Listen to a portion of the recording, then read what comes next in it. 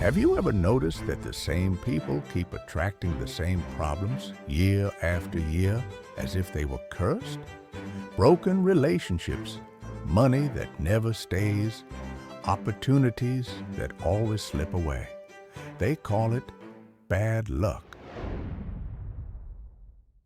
But what if I told you it is not luck at all? What if the life you're living right now is the exact photograph of the expectations you carry inside, many of them completely unconscious? Immanuel Kant proved something that still terrifies and liberates us today. We do not see the world as it is. We see the world as we are. Before any information reaches your conscious mind, your brain has already filtered, organized, and colored it according to hidden structures of expectation. In his words, the mind does not passively receive reality.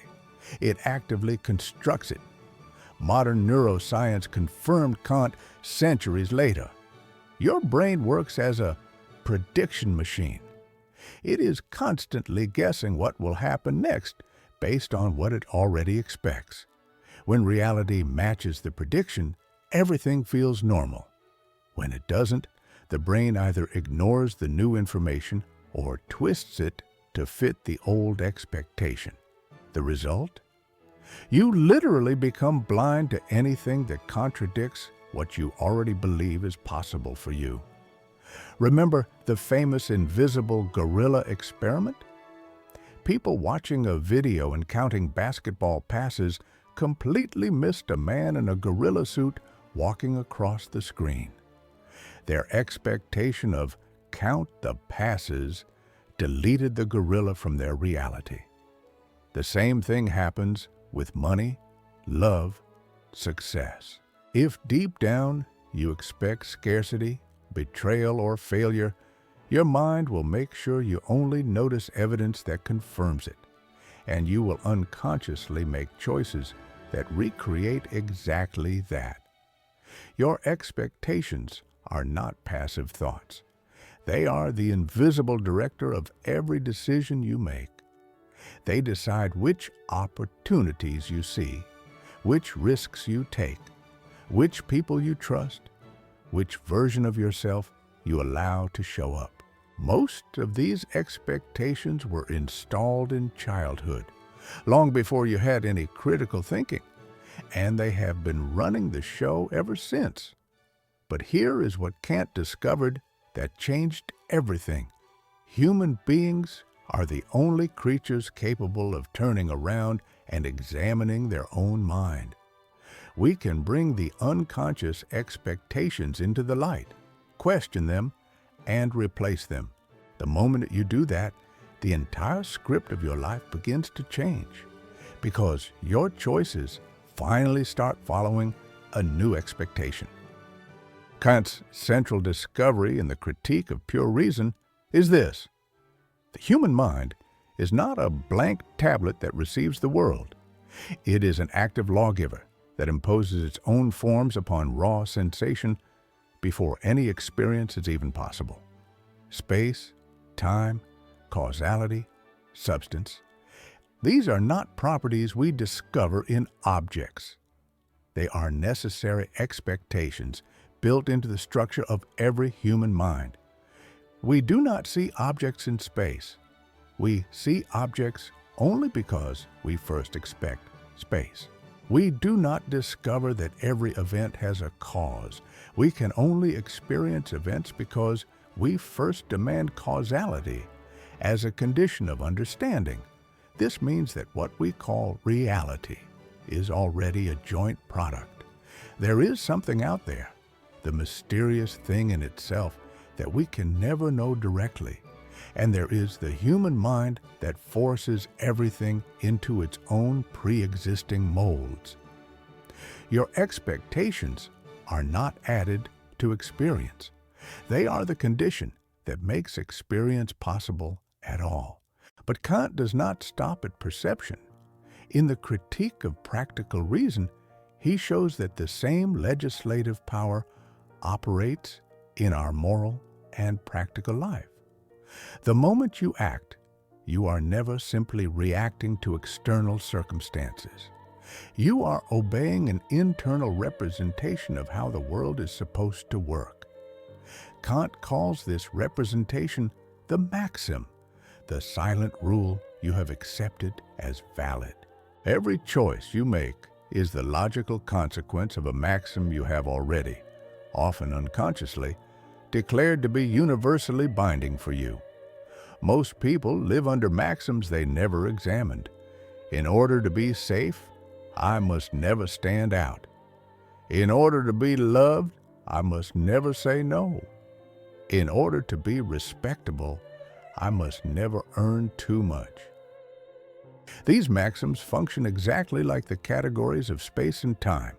They are a priori, accepted before any concrete situation, and they dictate what you will perceive as possible, necessary, or even conceivable.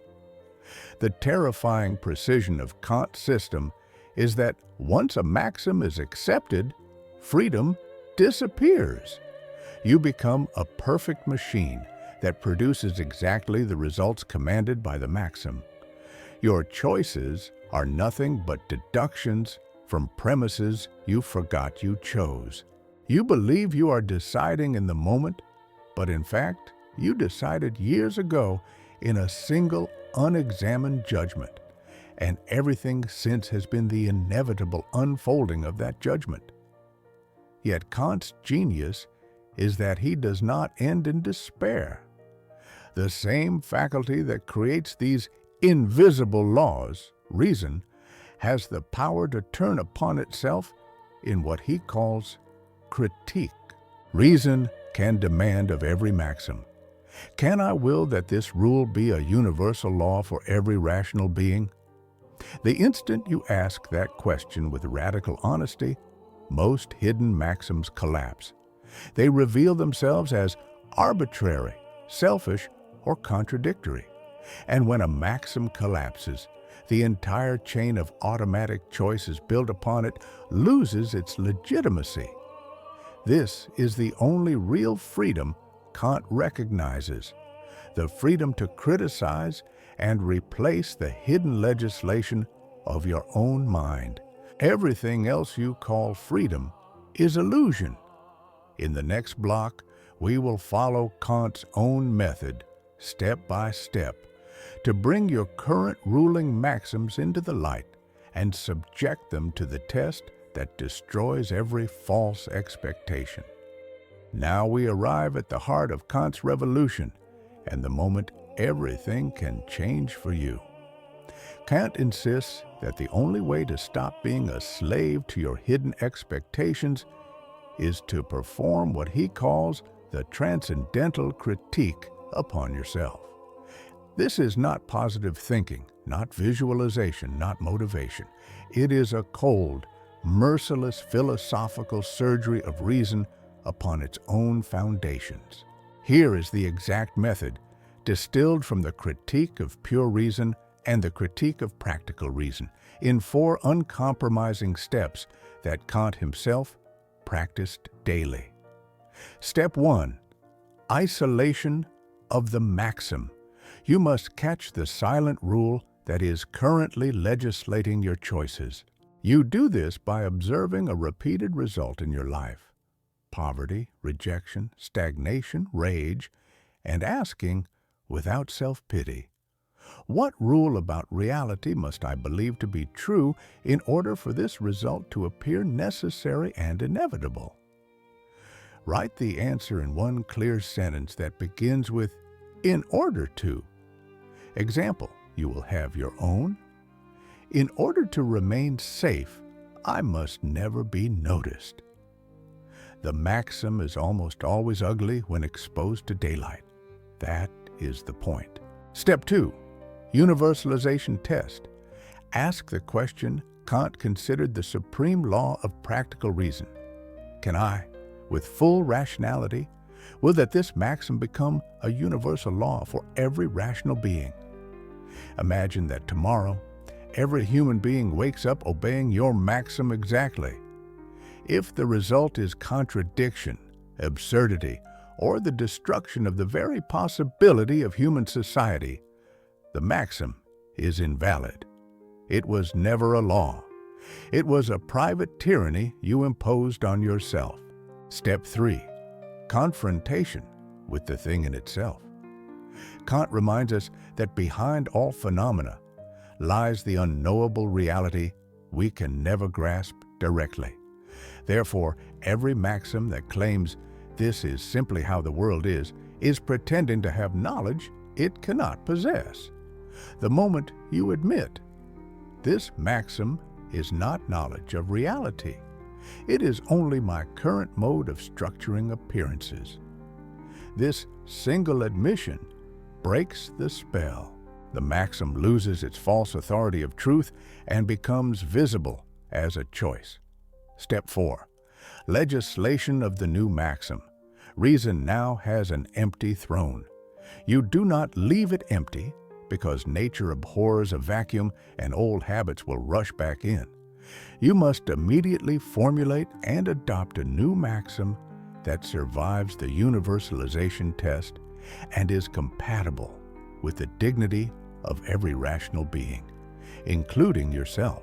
The new maxim must be simple, universal, and spoken as a command to yourself in the present tense. I act in such a way that my abilities are fully expressed, regardless of temporary approval or disapproval. Once adopted, this maxim becomes the new a priori structure. Your perception, your emotions, your choices begin, slowly but inescapably, to reorganize themselves around it. Kant performed this critique every single day of his adult life. He claimed it was the only activity worthy of a human being. Most people never do it once. If you execute these 4 steps with absolute honesty on the single, most painful repeated pattern in your life right now, you will feel something almost violent, a crack in the fabric of the world as you knew it. That crack is the first appearance of real freedom.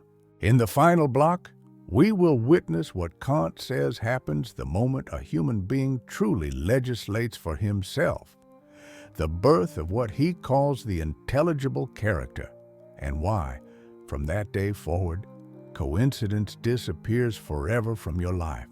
The moment the critique is complete and a new maxim is enthroned by reason, something irreversible occurs that Kant describes with almost religious awe: the birth of the intelligible character. Until this point, you have lived under what Kant calls the empirical character, the predictable sequence of actions and reactions that everyone around you can explain with psychology, childhood wounds, zodiac signs, or the economy. The empirical character is the puppet. It is the person who still believes his repeated failures are coincidence. But the instant you legislate a maxim that survives universalization, you step out of the chain of appearances and touch what Kant names the intelligible character, the timeless, causally unconditioned core of the human being that is the true author of its destiny. From the outside, nothing dramatic may be visible yet, but inside, a revolution has taken place. You are no longer a phenomenon determined by antecedent phenomena. You have become, for the first time, a noumenal cause, a being that gives the law to itself. Kant is mercilessly clear about the consequence. From that day forward, coincidence ceases to exist in your biography. Every event, every encounter, every apparent accident is now the necessary manifestation of the law you have freely given yourself. The world does not become magically easier. It becomes transparent. Obstacles remain, but they no longer feel like punishments or bad luck. They feel like the precise resistance required for the new maxim to express itself fully. You stop asking, "Why is this happening to me?" and begin to recognize This is happening because of the law I am now. The empirical character still suffers, still fears, still hesitates, but it suffers, fears, and hesitates in service of a higher legislation that it did not choose and cannot overthrow. The old expectations lose their tyrannical power because they have been formally deposed by reason. Kant ends the critique of practical reason with a sentence that should be carved into every human heart.